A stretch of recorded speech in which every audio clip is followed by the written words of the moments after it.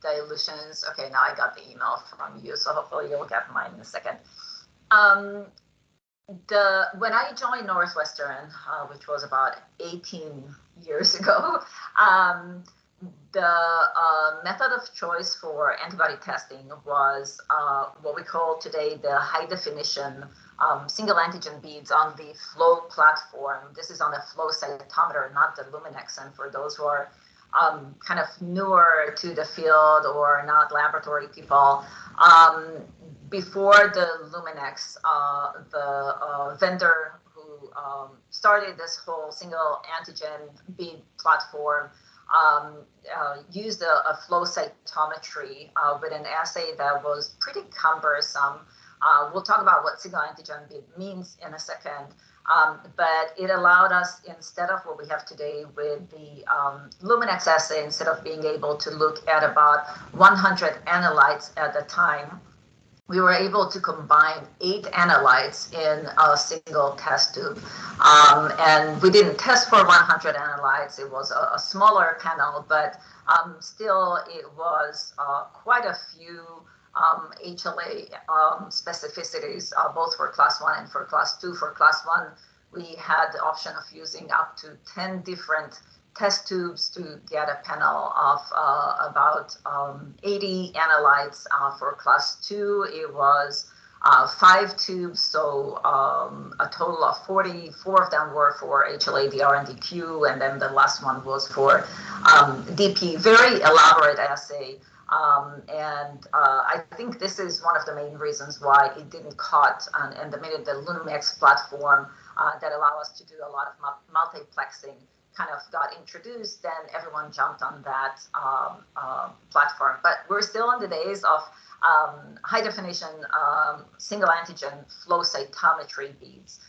So that's kind of like one piece of the information. And then on the other side, when I joined Northwestern, the clinicians wanted to start using or performing desensitization for our patients, and wanted us to have some sort of a way to monitor those antibodies. So, you know, all the assays that were available at the time, whether it was cytotoxicity or the flow single antigen bead assay, were fantastic. We were looking at what Johns Hopkins were reporting, and that was using the cell-based assay. And of course, they were doing dilutions for the cell-based cross matches in order to determine levels of reactivity. So that's a second piece of information. And the third and most important piece is that at Northwestern, we are using ChemPath for induction. So one, if you're doing desensitization, almost always there's a rituximab that is involved. And with rituximab, you cannot get reliable B-cell cell-based assays unless you remove the rituximab from the circulation. And then the other thing, if you're using ChemPath, once ChemPath is in the bloodstream for several months, you may get false responses. So we were looking to how we can circumvent those antibody treatment responses, so rituximab and ChemPath, and still have the same platform to test for how much antibody we have pre-desensitization and then post-transplant, post-ChemPath and all of this. So that kind of eliminated the way to using cell-based assays, and we stuck with doing our dilutions on the flow cytometry platform. So that's a little bit of a background of how we got there. I'll tell you when I was planning on telling this story, but it looks like you guys have my slides. So how about we'll have an official introduction? Sorry about that. Not a problem. I'll hand it over to Eric to introduce you. Eric? Thank you. Good morning, Dr. TAMBUR, and good morning, everyone. So thank you very much for giving this talk today. That's most appreciated. So I would like to welcome you to our monthly journal clubs. And maybe as an introduction, I don't want to take too much time, but just introduce you. So Dr. Tambour is the director of the Transplant Immunology Lab at Northwestern University. She's got an impressive resume, really interesting. She has served as president of both ASHI and ABHI, and is also the founder of the Sensitization and Transplantation Assessment of Risk, what we know as the STAR initiative, on which we depend a lot for guidelines in assessing the role of antibodies and testing of antibodies, what it means and what we need to be careful about. She also serves on several editorial boards, including AJT, Clinical Transplantation, and HLA. We know Dr. Tambour for our research, extensive research on the role of HLA-DSA, mostly in the context of solid organ transplantation, with an emphasis also on antibody affinity and strength, as well as the risk of these antibodies on transplant outcomes. She does focus also on the HLA-DQ antigen antibody interactions, with a focus on understanding what these interaction means, and also in the context of HLA epitopes.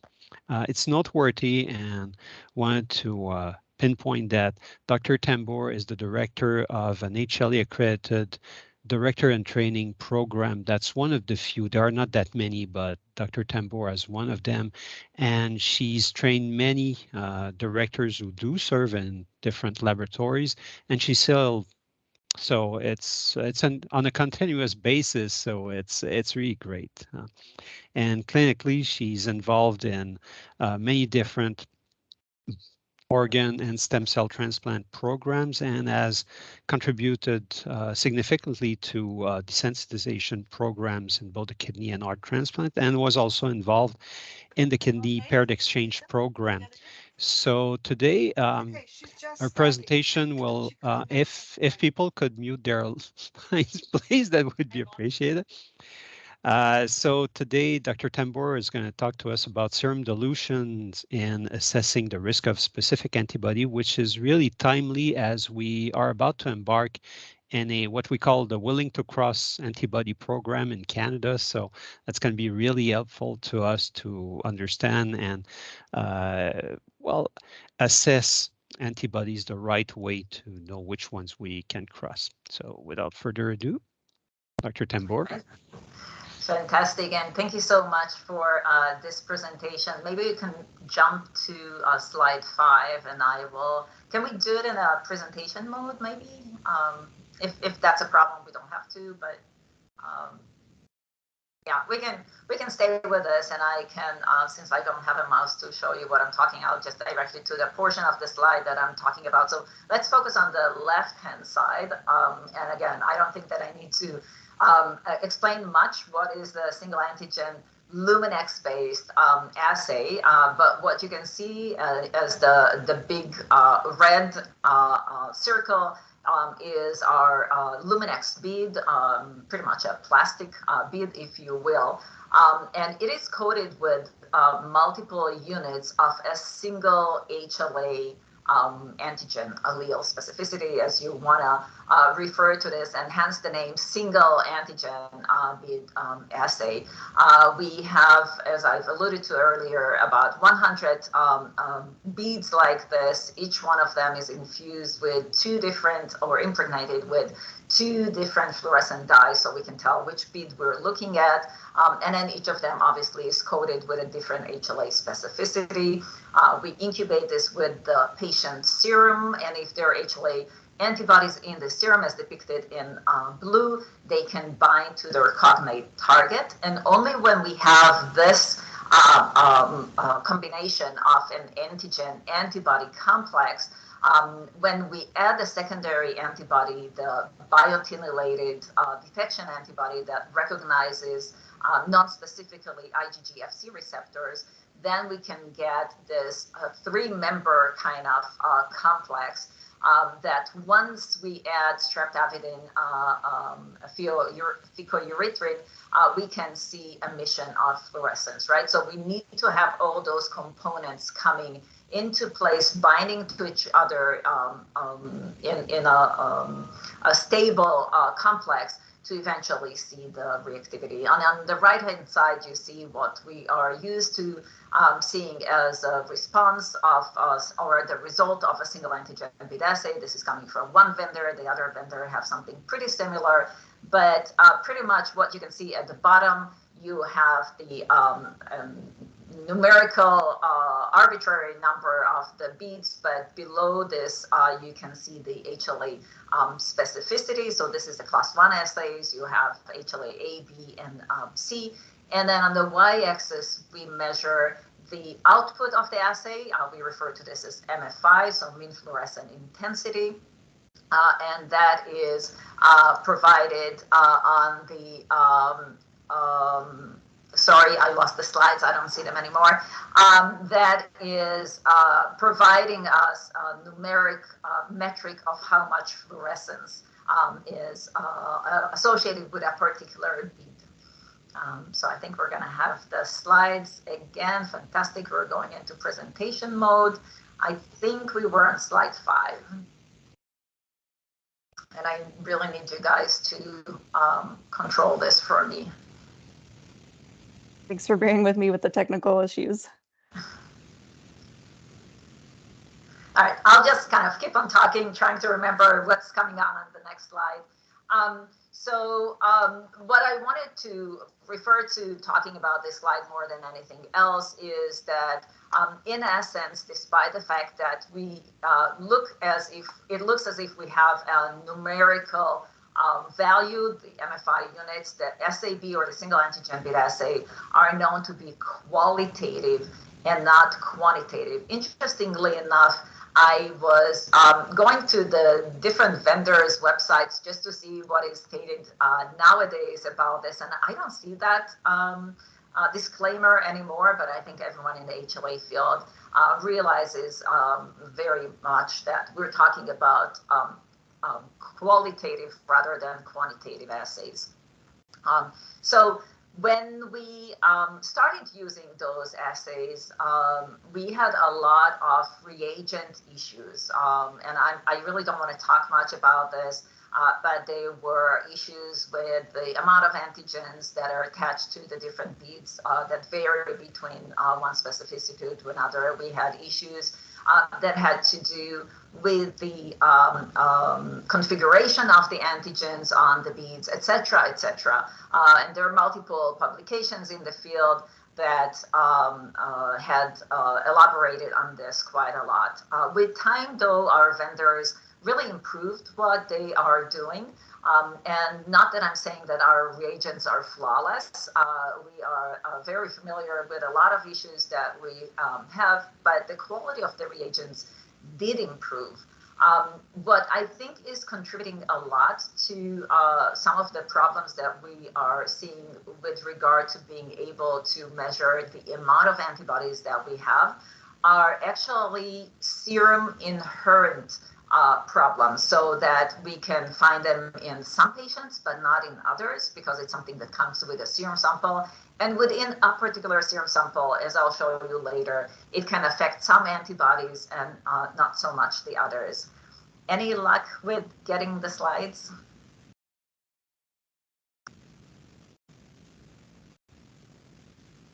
Are you not able to see them right now?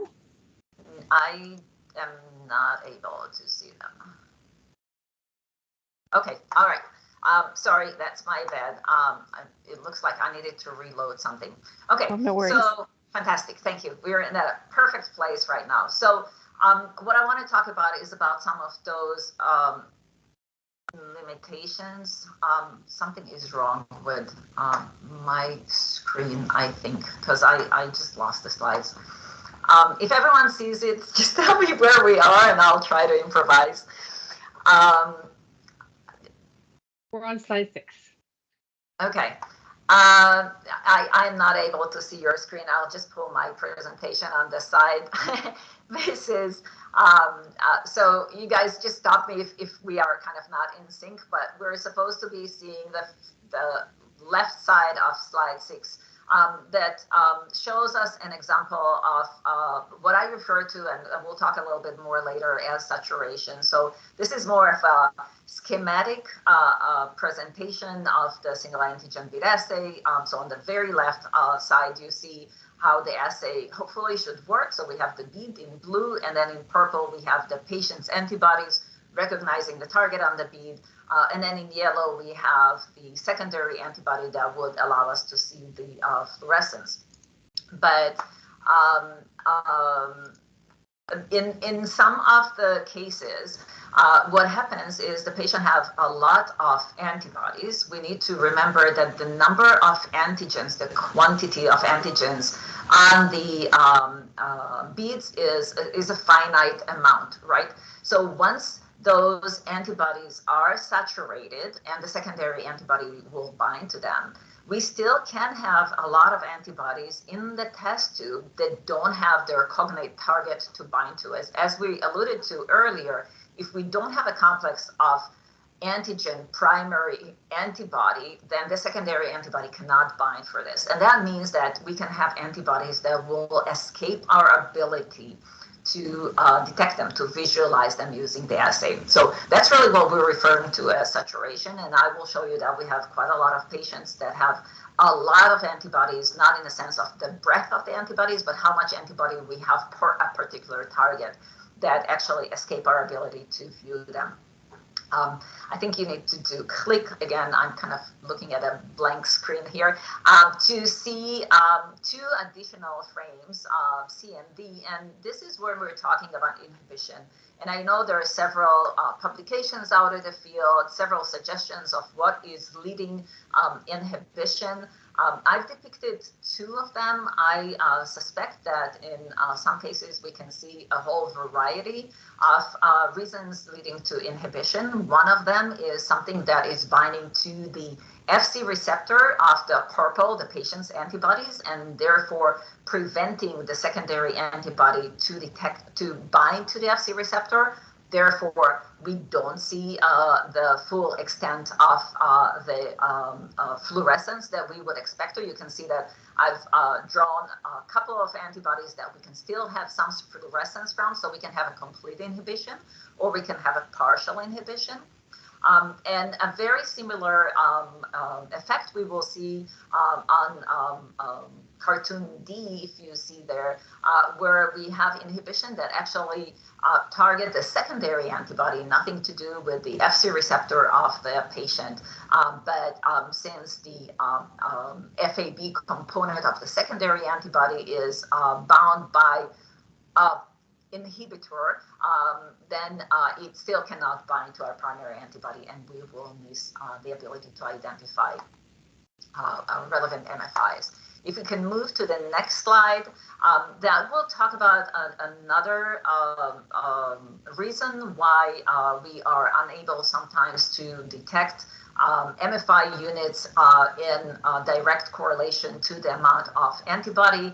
This is not something that we'll talk much about today because it's not something that we can resolve by doing dilutions. I refer to it as the shared epitope phenomena. I just want to put it out there because it's really important to be able to detect this.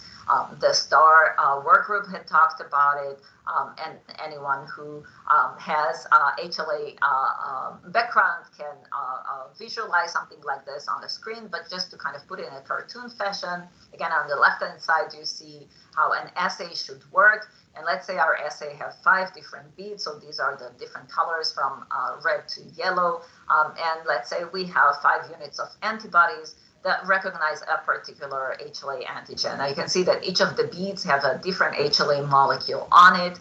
And as we know, antibodies does not recognize the whole antigen, it recognizes an epitope. So I kind of highlighted that epitope, or refer to this epitope as that little black hat that is sitting on top of the HLA molecule, or this part of the HLA molecule that the beads are recognizing.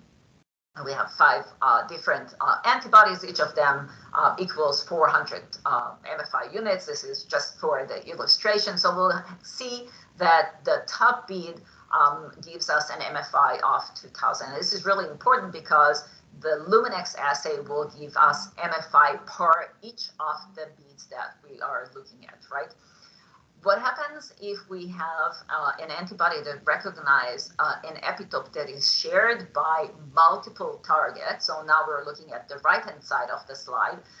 And you can see that we have different HLA antigens on the different beads, but all of them have this little black hat, right? When the antibody is introduced into this hat, say they cannot recognize the antigen, they recognize the black hat. So now they're being diluted or spread over the 5 different beads. And since our readout is per bead, all we'll see, if we're interested in the top bead, is 400 units of fluorescent intensity, which by the vast majority of the labs will be considered a negative result, right? So this is why HLA experts cannot just look at the output of the instrument or the computer, but really need to look at recognition patterns and what's going on. So and I'm not going to talk more about the shared epitope phenomenon unless you guys will want to bring it up as questions. If we move to the next slide, this is where I was planning on stopping and giving this whole spiel about how we came to do dilutions. So just to kind of give you a brief sense of what we're seeing when we're doing dilution studies. So on the x-axis, at least on the left-hand side, you're seeing doubling dilution, which is usually what we run by in the lab. So neat and 1 to 4 and 1 to 16 and so on and so forth. On the y-axis, we will see the MFI units. And what you see here are 3 different patterns of responses. So these are 10 different beads that belong to 1 patient, 1 serum, of course, HLA-DQ, because that's where my mind goes all the time. But you can see 3 different types of responses. You can see 2 beads at around 6,000 and 1,000 on the neat assay, that as we dilute the serum, their MFI goes down, which this is what we would expect from diluting serum samples or diluting antibodies. But I think you can see 2 different groups of antibodies. There is the group that starts completely from about 0, that starts increasing at a dilution of 1 to 4 and go all the way up to over 20,000, or I need to see the numbers there, yes, over 20,000 at a dilution of 1 to 256, and then they start going down. This is where we have complete inhibition. When we look at the neat sera, the secondary antibody cannot bind to the primary antibody at all, and we're unable to detect those responses. And then we have another group of antibodies that have MFIs between 2,000 and 6,000. So in the neat sample, we know that we have antibodies, but we're unable to see how much antibody we have until we actually dilute the serum sample and see how high it would go once we dilute the samples. So we've been doing those dilutions, as I said, for many, many years, but in the early 2010s, the C1Q assay was introduced and everyone was really raving about this, the clinical importance of this. So what you see in the, I'll call it the middle column or the second to the right column, is the same responses of the serum sample with a C1Q assay. And indeed, at the very bottom with the low MFIs, you'll see beads 9 and 10.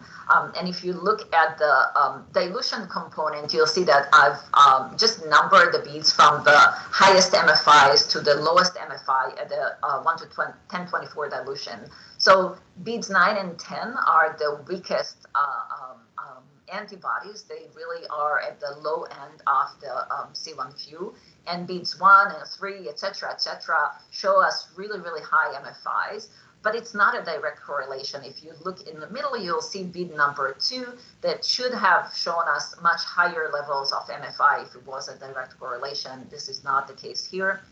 I'm not going to go into affinity, avidity issue that might play a role here. Just want to show this as an observation. All the way to the right, you will find the same serum sample treated with EDTA. That was a proposal that the STAR initiative supports.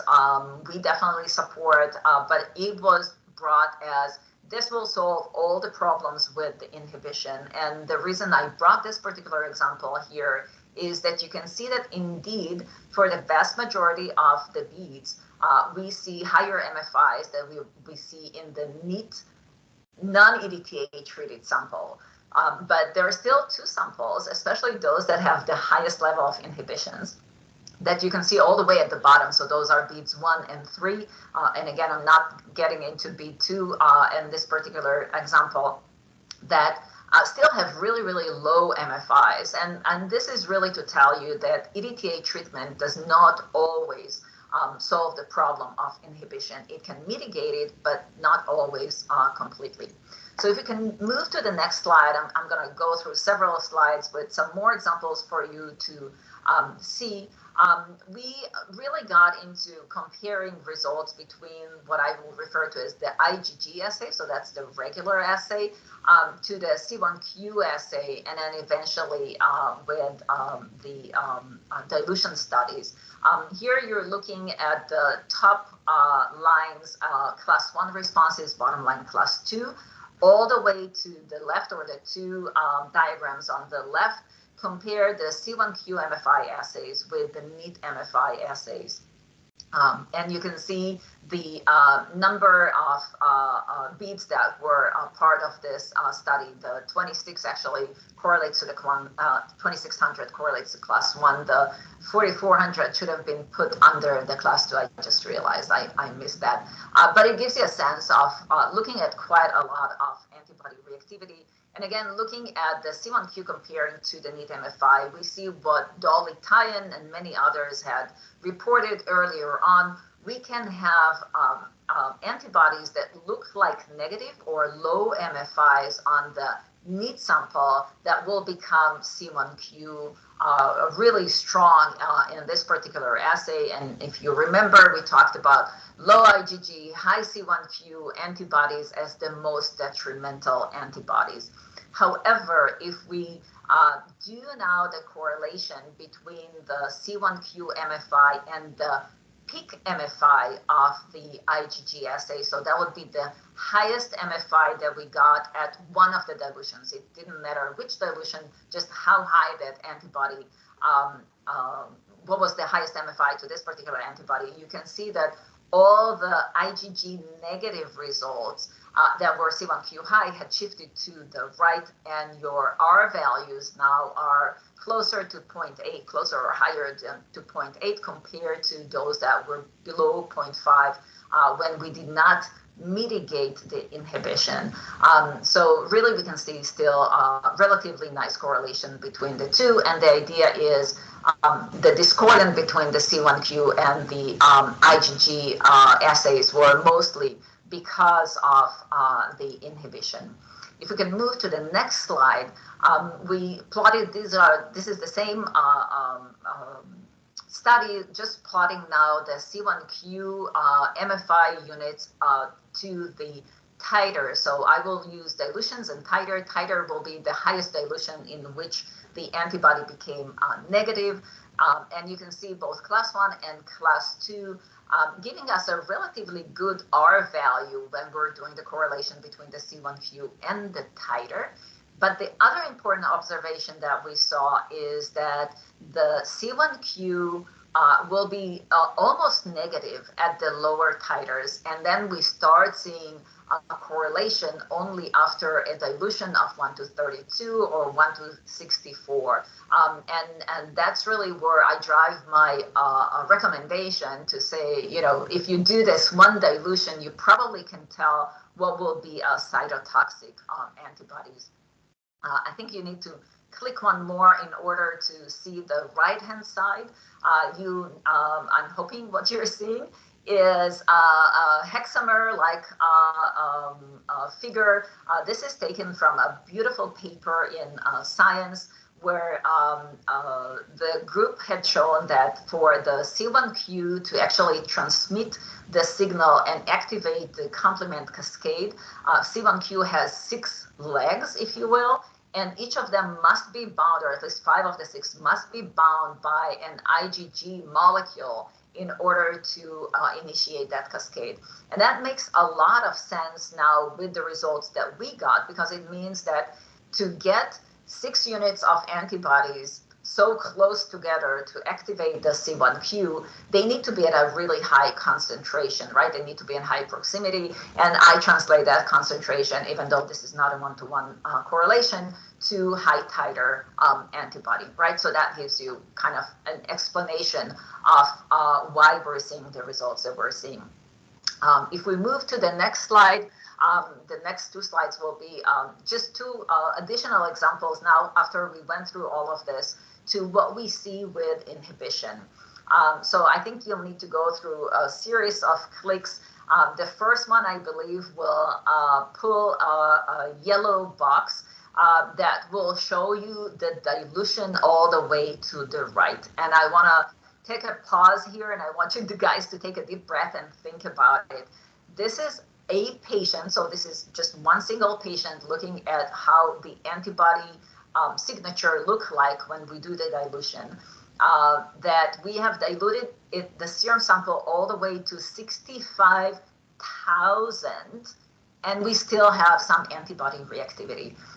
This is, in my mind, I cannot comprehend this, even though we've been doing this for I don't know how many years. We don't usually go to that high dilutions for clinical purposes, but since that was a research study, we went ahead and performed those dilutions. And it's really to tell you that if you get to a certain point and don't dilute the serum sample, you're missing how much antibodies that patient may have. So I'll go back to this point again and again and again, because I think this is really critical. I don't know how many clicks you've done there. And again, sorry guys, I'm flying completely blind here. There should be 3 arrows coming on the left-hand side of the slide. Those should show you certain antibodies in this one patient sample that dilutes pretty much as we would expect as we dilute the serum sample, right? As you add the dilutions or you move to the right in this figure, the MFI values will go down.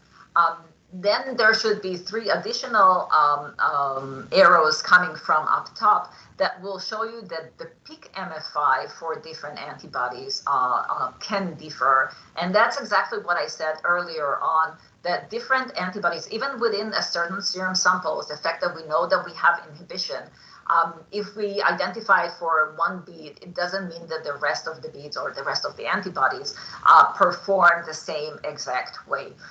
So it really depends what you need the information for, and we're going to talk about it. But sometimes it is important to gather more information than one dilution in order to get appreciation of what's going on with a particular patient. And if we move to the next slide, then this is, it's a different patient, but still with really, really high levels of antibodies. So you can see that they kind of go down at a dilution of 16,000, 1 to 16,000. But this sample is treated with the EDTA compared to the one that I showed you before that was not EDTA treated. This is using the concentration that is considered the recommended in the field. I think it's 25. I'm not going to say a number because I don't remember it exactly. And you can see that really this is I eliminated all the negative responses there. This is a highly sensitized patients with a lot of antibodies with MFIs in the range of 20 to 25,000. But if you do the dilutions here, you can still see, so there should be several boxes there. There are a couple of boxes. The top one on the left was meant to show you that we have a lot of antibodies with high MFIs. And then the next 2 boxes should show you that, the samples will dilute pretty much as we expect to. The green box show antibodies that remain pretty stable at a dilution of 1 to 4 and only then start going down. But the last box on the right show you quite a few specificities that started with MFIs of about 20,000 and actually at a dilution of 1 to 64 went up to a dilution of 2,500 or 25,000, I'm sorry. So again, to show you that EDTA does not eliminate all the inhibition that we're seeing there. So again, nothing that you necessarily have to do every time, but I think it's important to understand that information. The next slide takes you to correlation that we've done between the IgG, MFI, and the titer. So on the left-hand side, you can see the different loci. What I want to focus on is the figure that you see on the right-hand side, where we took the median MFI for each bead, the dilution that, or the titer that dilution, it became negative, or the relevant titer. And we just superimposed the results from all the different loci. And you can see that pretty much for all the loci between the NEAT and a dilution of 1 to 128, maybe 256, we can see a relatively linear correlation. But that correlation starts plateauing after that. And if we move to the next slide, I think I want to explain why I'm calling this saturation. So this is taking the raw, the actual value, the number value of the figure that I showed you earlier. You can see on the left all the different loci. You can see up top the dilutions. This is going from right to left, so the NEAT sample is all the way to the right. And we're looking at the median IgG MFIs of all the beads that had that particular quality, so that they were, say, HLA-A antibodies that had a titer of 1 to 16. The median of all of those were 8,400, et cetera, et cetera. I think if you click and get a box, a yellow box on top of that table, you can see that all the way up to a dilution of 256, we kind of get a slow increase of that median IgG MFI. But once we move to the left of that, once we increase the titer, the numbers hover around the same place. So most of them are kind of in the vicinity of 16,000, 17,000, maybe a little bit more.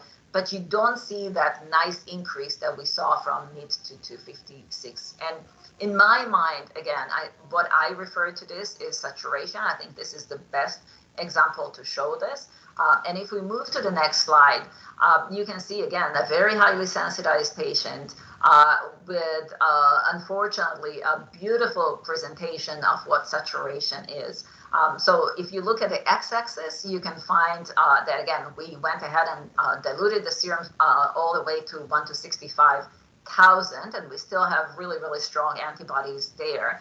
But once we've kind of eliminated the little bit of inhibition that we have from about a dilution of 1 to 4 all the way to a dilution of 1 to 1024 for some of those antibodies, the MFI remains stable. So again, this is one patient looking at multiple antibodies that they have there, and it doesn't matter. You keep on diluting and keep on diluting and keep on diluting, and the MFIs don't budge. We'll talk about it a little bit more in a bit. But this is really critical. It's not enough to know that we have a lot of antibodies. There's a lot of antibodies. There's a lot of antibodies. There's extremely a lot of antibodies, and that's incomprehensible amount of antibodies in my mind. And sometimes it's important to appreciate this, not to know what to list as unacceptable or to say that we're going to get a negative virtual cross match, but there are definitely clinical scenarios when we need this. So I'm going to run through some of those slides because I think we spent sometimes trying to address technical issues, and I really don't want to miss the opportunity to have some discussions. This slide, and you guys can share this with everyone in listening to this, is just showing the difference between the correlation between the IgG MFIs to dilutions, which is linear to a certain point and plateaus, versus the correlation between the C1q MFI and dilutions that is really a logarithmic at the beginning or exponential, if you will, and then plateaus. But I want to show you, if we move to the next slide, two patient cases, and then keep on going to some more studies. So this is one patient that was awaiting heart transplantation, and I think the first click will show you a yellow box on the MFI values that we had for this patient, and the heart team really wanted to transplant that patient. They knew they were going to cross antibodies. They were trying to figure out which antibodies they can cross with less risk taking, which will be a little safer to cross. So you can see that the bottom two antibodies were maybe a little lower MFIs, but all of them are relatively similar. I picked two beads, so I think you need 1 or 2 clicks there to highlight bead 6 and bead 8 with very similar MFIs. You can pull bead 7 into this in your mind if you want. And as you look at how the MFI changed when we diluted this sample, and I think 2 clicks here will give you 2 arrows, you can see that bead 6 will become negative only at a dilution of 1 to 1024 versus bead 8 that will become negative somewhere between a dilution of 1 to 16, 1 to 32, which means that we have less of that antibody in this patient sample.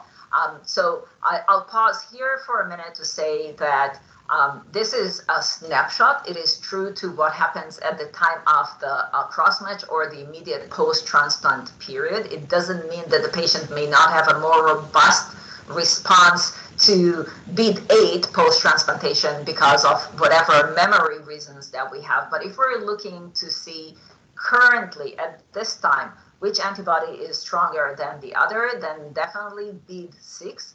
And I hope this is convincing enough for you, is stronger. We have more of that antibody compared to bead 8. So that was one example. The next slide shows you another heart transplant candidate. And in this case, the group decided that they want to try and desensitize this patient. He was really highly sensitized. And they chose to go with the bortezomib approach. So I think the first click will bring you a yellow box to show you the MFI values pre-treatment. And you can see the top 3 beads have relatively low, these are C1q MFIs, but the rest of them had pretty high C1q MFI values. Maybe not something that you would consider to cross, maybe not even something that you would consider to respond to treatment. 3 clicks, I think, will give you 3 different boxes. And I was amazed to see this. It just so happened that each of those boxes has a pair of beads that have almost identical C1q MFI values pre-transplantation. But if you look at the next columns, you'll have the post-treatment results after the first cycle, and then you'll have a second cycle, you'll have the pre-samples and the post-sample, and then a few follow-up samples. And as you can look at those, you'll see that in each of those pairs, the top bead barely budged with MFI in response to treatment, but the bottom bead within that pair responded, maybe not sufficiently, but responded quite nicely. If you look at the follow-ups, the bottom bead in each of those pairs became completely negative. The next click should remove the black box that is covering the area where we've determined the titers of the antibodies. And you can see that already in the pre-treatment sample, we saw that the top bead in each of those pairs had a higher titer compared to the other one. So again, higher titer, less responsive to treatment, lower titer, more responsive to treatment.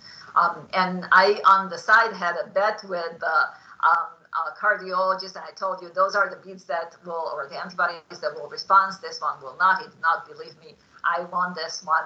And we're using this approach moving forward. So if we move to, I think we're at slide number 19 at this point. This is a study that we've published a while ago, trying to compare again between the 3 different approaches. You can see 2 patients, A and B, each of them looking at their antibodies before and after plasmapheresis IVIG desensitization protocols. You're looking at the IgG on the left, looking at the titers in the middle, and C1q. And what the field was talking about around that time is that we're treating those patients. We don't know which of them will respond. Some of them respond, some of them don't respond. We're looking within their antibody signature. Some of the antibodies respond, some of them don't respond. Those treatments are bad treatments. We need to find something else. But in reality, you can see that while there are differences, idiosyncratic differences between the pre and post treatment, both for the IgG and the C1q, when you're looking at the titer, you see a very uniform type of response. And to me, it's really because it eliminates a lot of the issues that we talked about earlier that prevents us from using the single antigen bead assay quantitatively. I don't know if you need to click in order to get something on the right, but that would be looking at the delta reduction of the antibodies. Here you look at the IgG on the right, the C1q on the left, in the middle, and there should be arrows pointing at them. This is the delta difference when you're looking at titers, and those seems to be really robust, very minor variations in the responses for all the beads. And we have summarized this in the next slide, looking at 40 different patients, and again, looking at the coefficients of variance, whether we're measuring the delta, the difference between pre and post desensitization with plasmapheresis IVIG, and you can see that it's really all over the map, whether we're looking at the delta C1q or the delta IgG.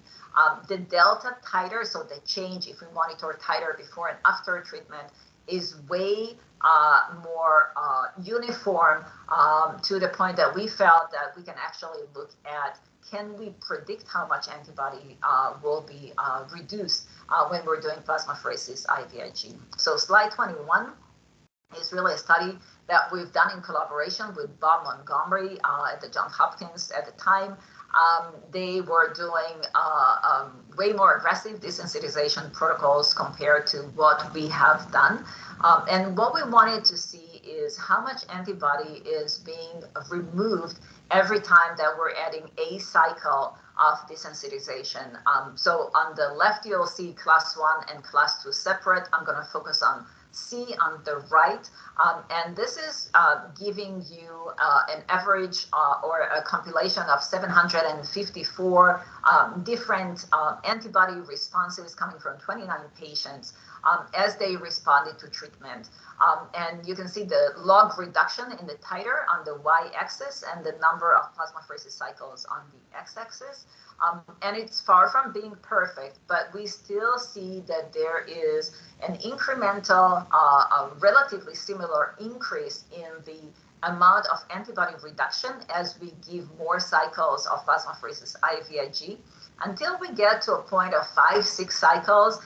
And Dave Pinelli calls this diminishing returns, right? The amount of antibodies removed as we keep on doing more of those cycles actually goes down. And I remember talking with Bob Montgomery about this, and I was like, well, I actually knew that that is the case, but I never had a way to show it. So we were able to capture this piece of information here that really tells you that if you have a lot of antibodies, you can do as much plasmapheresis IVIG as you want. You're not going to be able to remove it. You're going to hurt your patient by doing this, but you're not going to get the result that you want. So maybe what you want to do is know ahead of time how much antibody that you have. Know that it's within the range that you can efficiently or effectively desensitize and use only those patients for plasmapheresis IVIG good candidates.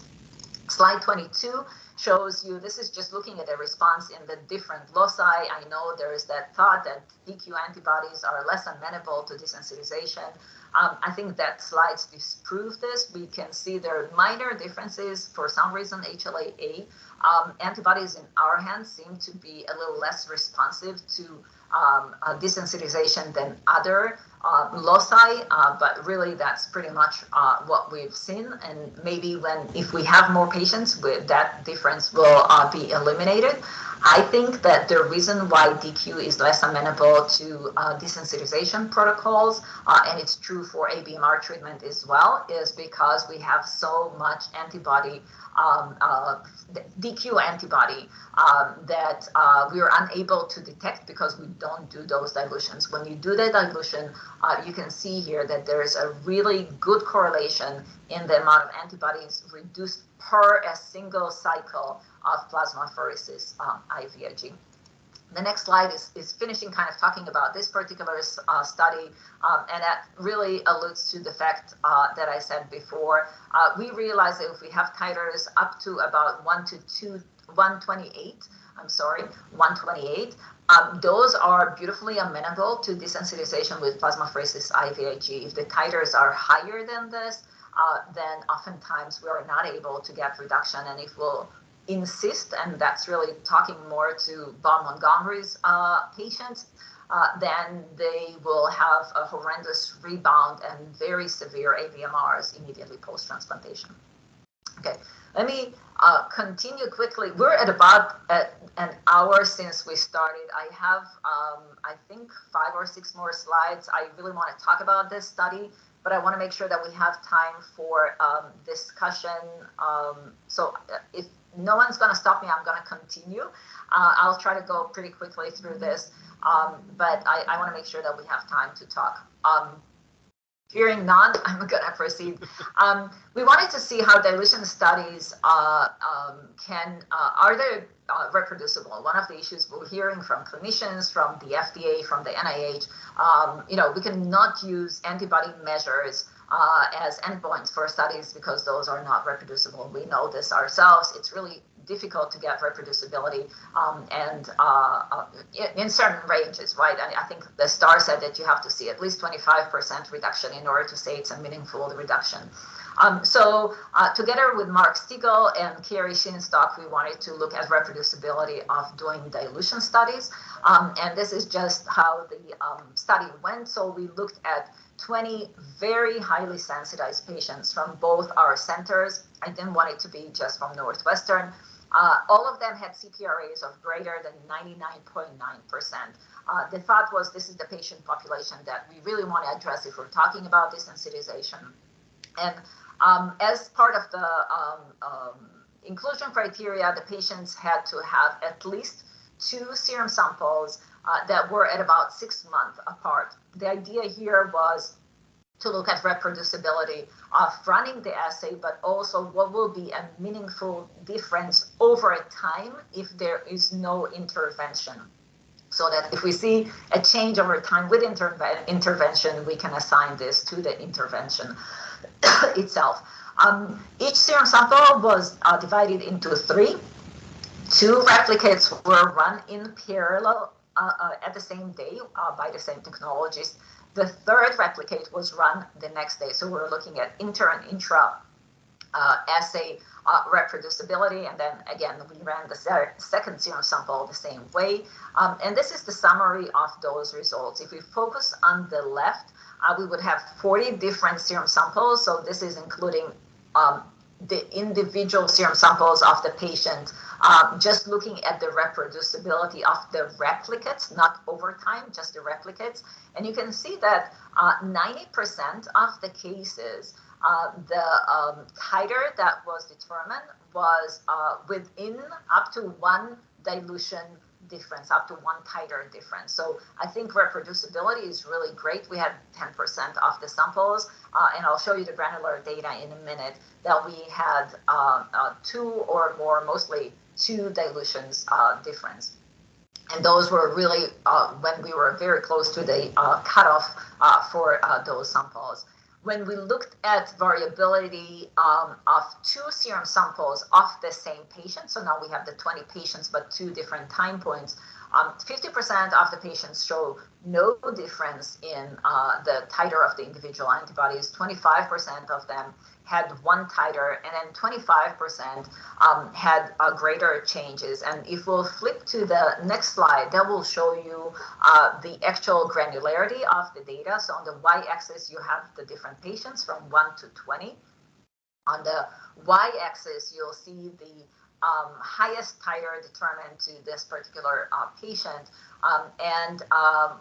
Circles is one serum sample, triangles is another serum sample, and I've kind of organized them from left to right as the best replicates to the worst replicates. So you can see that patient 1 and 2 circles, triangles overlap completely. The triplicates are in the same line, and the 2 different samples overlap on each other.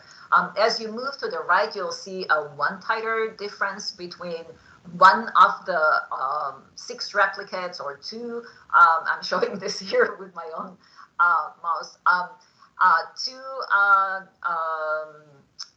replicates with 1 dilution difference. Only when you go all the way to the left, you'll see a few patients with more differences, especially patients 19 and 20 that had, I believe, 4 or 5 different dilutions difference. These 2 patients were hospitalized. One was treated with monoclonal antibodies to autoimmune disease, but I'm not really sure what else he did there. And another patient had a severe infection and was hospitalized with this. Not to excuse this, we need to assume that this can happen to any patient, even those on a trial. And therefore, our recommendation as a result of this study to say that we need to see at least 2 dilution difference to say that we are seeing a meaningful response in a clinical trial, even if you're following this up just for a clinical patient. The next slide, 27, I think is really telling and really trying to highlight what I was trying to tell you before. So we have the same 20 patients. They are now organized in a different way on the y-axis, and on the x-axis you still have the dilutions. And what we've done here is we actually set down Chelsea, that I'll show you her figure in a minute, or photo in a minute, went down and calculated CPRA for each and every one of the dilutions that we ran. What you can see that all the patients started with a CPRA of 100, as I said, greater than 99.9, and we have a figure with a little higher resolution than this. And then you can see the numbers in each of those cells represent the CPRA of that same patient at a particular dilution. So if we look at patient number 20 at the very top of this figure, he was 100% CPRA in the mid serum, but the minute we diluted the serum sample, the CPRA dropped down to 99, and when we diluted the serum 1 to 16, the CPRA dropped to 90, etc., etc. On the other hand, when we look at patient number 2, we diluted the serum sample all the way to 1 to 4,096, and the CPRA still calculated at 100. We started seeing a decrease only when we added a dilution of 1 to 16,000. So you can look at those patients, and using today's metric, talking about CPRA telling you the breadth of sensitization, they all look equal. But I hope looking at this presentation, you can see that there is a very big difference between all those 100% CPRA patients. And patient number 2 is probably a very, very poor candidate for desensitization, and his only chance of finding a compatible organ is probably if he'll find an HLA-matched donor. On the other hand, patient 20 is a wonderful candidate for desensitization, because if we can remove a little bit of the antibodies, the CPRA will drop down, which means that his or her chance of finding a compatible donor among the deceased donor offers is much, much higher. So quickly, again, going to 2 more examples here. Here's a case, and we kind of use similar examples in the most recent STAR presentation.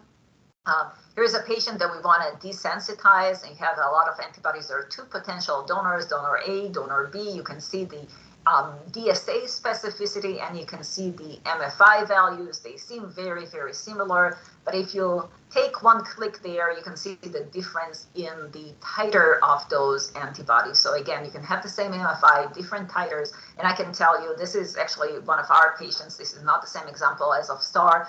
We did desensitize that patient and transplanted him with with donor B. He was pretty much with no antibodies to donor B at the end of desensitization. We still have quite a lot of antibodies to the 1104 of donor A. So that's one important way to look at the value of dilutions. Next slide, 29. This is a patient that had undergone ABMR. I'm not going to go into all the clinical details of this patient, but I'm showing you the neat response right now. So in red, you can see the baseline MFI, and the darker red, if you will, is the MFI that we got after 3 weeks of treatment. And in green, you see the MFI values at about 3 months of follow-up. And when the clinicians looked just at those results, they were very concerned that the patient is not responding to treatment and pretty much kind of gave up on this. But we had done on the side dilution studies for this. If you have one more click, it would remove the white box kind of covering this. And you can see that the amount of antibodies at baseline, the light red graph, portion of the graph, is way higher than what we're seeing at the end of the 3 weeks of treatment, the darker red. And if the physicians would have continued treating this patient, I'm not going to go into the whole clinical story again, we might have been able to eliminate those antibodies, or at least get the patient into a better phase. You can see that the antibody rebounded a little bit once the treatment lapsed. That patient eventually lost their organ at a different time point. But let's move to slide number 30, and this is really summary of all the different scenarios where I feel dilution can provide you more information. So this is really not to determine unacceptable antigens for patients awaiting transplantation if you don't want to cross antibodies. But if you are looking for those really highly sensitized patients that you're willing to cross some antibodies and you don't want to list them as unacceptable, you want to be able to put them with some hierarchy, which one is going to be more detrimental than another. This is one place where you want to have at least one dilution to give you a sense of what's going on, determining the likelihood of successful reduction by IVIG, comparing incompatibility between living donors, comparing efficacy of desensitization for clinical trials. Actually, the STAR working group is recommending very strongly that for clinical trials, you will have the whole battery, or at least multiple dilution points to look at efficacy and be able to compare between different studies. And lastly, back to the clinic, measuring efficacy of antibody depletion therapy post-transplantation. So I will end quickly with a lot of thank yous to members of my team. We talked about the director in training program. You're seeing a few of those guys here. They were involved in some of the studies that I've talked about. Chelsea on the middle right had done a lot of the more recent studies that we've published, had really great input from clinicians who are dealing a lot with desensitization, very knowledgeable about antibodies on the top right, and then just acknowledging the funding sources that we got.